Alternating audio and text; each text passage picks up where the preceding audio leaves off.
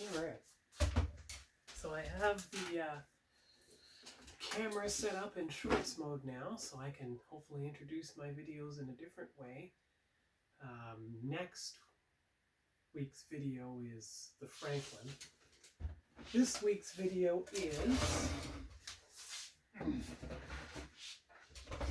unboxing the Kelvin from Star Trek 2009, and you can see how the front and back cover are aligned.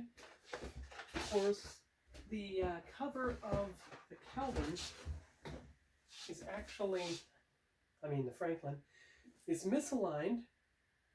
Even the second one the same way. Well, it was wrapped in that plastic. Anyway, that's what I'll do this week is the Franklin, the Kelvin itself, and we'll see how that turns out. Consider that a preview. See you later.